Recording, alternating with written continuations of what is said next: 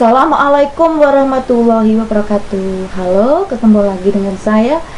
Makhluk hidup itu dapat didefinisikan sebagai kumpulan molekul yang saling mempengaruhi sehingga berfungsi secara stabil dan memiliki sifat hidup.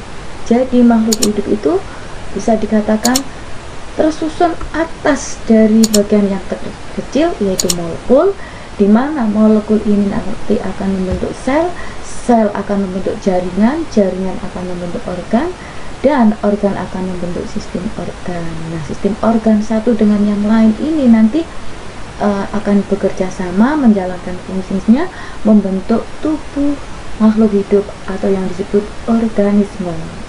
Oke. Nah, ambil suatu contoh terbentuknya manusia ya secara biologis ditinjau dari materi biologi bahwa diawali dengan adanya pembuahan atau fertilisasi. Dari mana? Fertilisasi antara sel telur, di mana sel telur itu adalah sel kelamin wanita, dan sperma. Sperma adalah sel kelamin jantan dari ayah.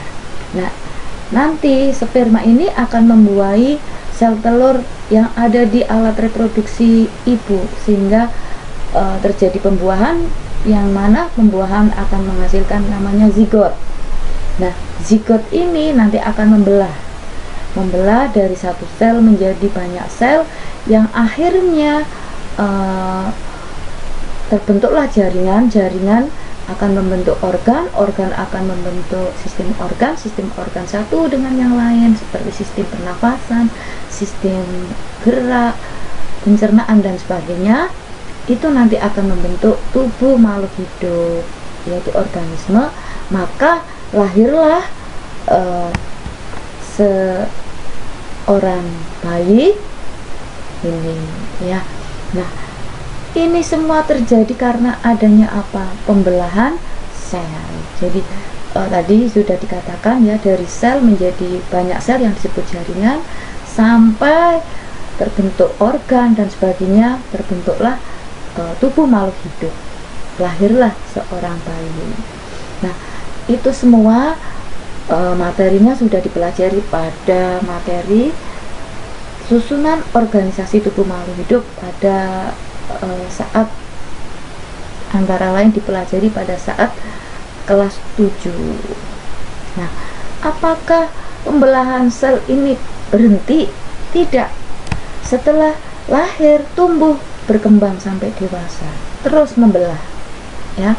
Nah, sampai dewasa itu berkisar jumlah selnya sekitar 200 triliun ya, sampai dewasa. Jadi terus terjadi pembelahan sel. Nah, pada video ini akan belajar tentang pembelahan sel. Pembelahan sel itu sendiri ada dua bagian, mitosis dan meiosis. Sebelum melangkah ke mitosis dan meiosis, apa sih tujuan pembelahan sel? Nah, sebelumnya pembelahan sel itu adalah suatu proses yang membagi sel induk menjadi dua atau lebih sel anakan ya. Tujuannya apa? Adalah untuk pertumbuhan ya, untuk perbaikan sel, untuk reproduksi. Itu contohnya pada manusia ya. Bisa terjadi pada hewan, bisa juga terjadi pada tumbuhan. Oke? Untuk yang merupakan pertumbuhan itu sendiri punya arti merupakan proses bertambahnya jumlah sel dan ukuran sel pada tubuh organisme, pada semua makhluk hidup. Oke. Yang berikutnya, untuk perbaikan sel. Nah, memperbaiki jaringan sel, contohnya bila rusak, luka. Bisa lihat di gambar. Ini mungkin juga kalian pernah mengalami. Kalau luka, maka kan dengan bergantinya waktu dari detik menit ke menit, hari per hari akan sembuh Nah, dari sembuh ini karena ada apa? Perbaikan sel di area yang rusak. Nah, perbaikan sel ini bisa dibuktikan dengan adanya setelah luka, pada saat luka terus sembuh, terbentuk bekas yang namanya koreng. Nah, itu karena apa? Koreng itu adalah hasil dari perbaikan sel. Koreng ini ya, ini saat luka. Yang berikutnya, untuk reproduksi. Pembelahan sel bertujuan untuk reproduksi atau berkembang biak.